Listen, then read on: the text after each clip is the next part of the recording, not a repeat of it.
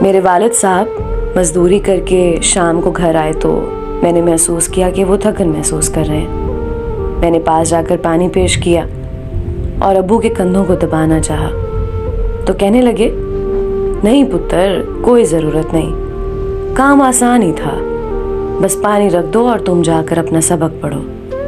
میں ابو کے کہنے پر دوسرے کمرے میں چلی گئی اور امی سے کہا کہ امی ابو کا خیال رکھا کریں، آپ تو انہیں بالکل ہی نہیں پوچھتی، جیسے وہ صرف پیسہ کمانے والی مشین ہے۔ امی نے منہ چڑھایا اور کہنے لگیں، تو میں کون سا گھر میں فارغ رہتی ہوں، میں بھی تھک جاتی ہوں اور سارے مرد پیسہ ہی تو کماتے ہیں، تیرے باپ نے کوئی انجینئرنگ تھوڑی کر رکھی ہے جو گھر بیٹھے کام کر سکتا ہے۔ میں امی کی بات سن کر حیران ہو کر اپنے کمرے میں چلی گئی اور سوچنے لگی کہ میرے گھر میں جو کھانے پینے کا سامان آتا ہے وہ ایک ایسا شخص لاتا ہے جس نے کبھی تھکن محسوس نہیں کی، اور اس کی بیوی اسے پانی دینے کو تیار نہیں۔ مجھ سے رہا نہ گیا، میں ابو کے کمرے میں گئی۔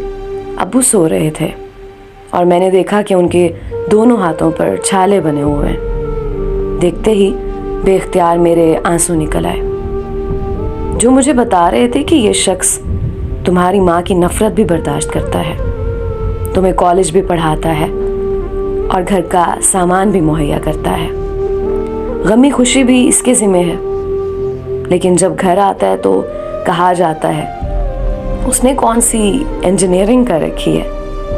وہ میری ماں ہے، میں ان کو صرف سمجھا سکتی ہوں، ان کی گستاخی نہیں کر سکتی، لیکن یاد رکھیں باپ ہمیشہ گھنے سائے جیسا ہوتا ہے۔